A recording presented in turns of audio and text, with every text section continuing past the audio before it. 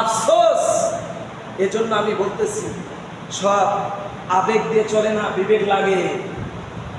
মুসলমানের ইমান এখন কত কঠিনভাবে নিয়ে থাকতে হয় সেটা মুসলমানেরাই বুঝে।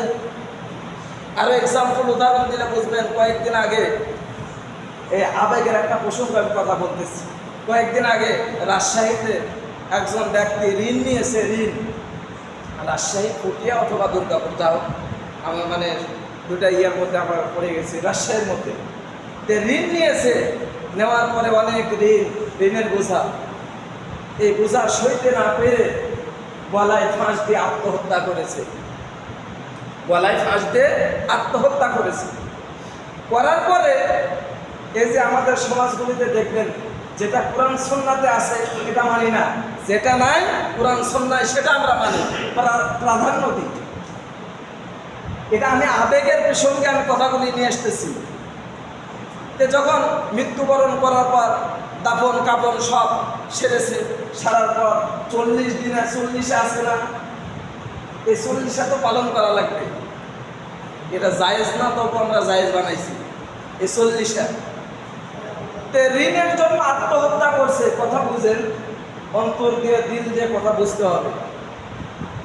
ঋণের জন্য আত্মহত্যা করেছে, ফাঁস দিয়েছে গলায়। এখন এই 40টা পালন করা লাগবে, এলাকার মানুষকে খাওয়ান লাগবে, দরিদ্র অসহায় বড়লোক যারা আছে তাদেরকে খাওয়ান লাগবে, তার ফ্যামিলির উপর প্রচুর চাপ। এখন চিন্তা করতেছে, আমার কাছে কোনো টাকা নাই, পয়সা নাই, কিচ্ছু নাই, ছেলের বাবার কাছে, স্ত্রীর কাছে, ফ্যামিলির কাছে, কি করবে? সমাজের চাপ। এই চাপে আবার চিন্তা করলো, আমরা সমিতি থেকে কিছু টাকা উঠাই। কথা কি আমার বুঝতেছে?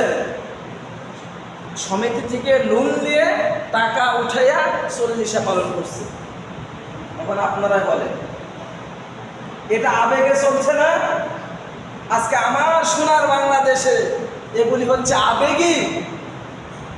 ওই আর্জেন্টিনা, ব্রাজিল, ফ্রান্স এরা খেলতেছে, আমাকে আপনাকে কি করবে? খবরে দেখলাম একজন আর কিচ্ছু নাই, ভ্যান চালায়, লোন নিয়েছে, নেওয়ার পর লুঙ্গি কিনেছে, গামছা কিনেছে, গেঞ্জি কিনেছে, রাস্তার পাশে পাশে পদ্মা কি বলে আপনার পতাকা টাঙ্গিয়ে দিয়েছে লোন নিয়ে। তাহলে চিন্তা করো, বেশ কিছুদিন আগে একটা হুজুরকে জিজ্ঞাসা করতেছে, হুজুর আমি যে দেশগুলির জার্সি পরে নামাজ আদায় করি, নামাজ কি হবে কি হবে না?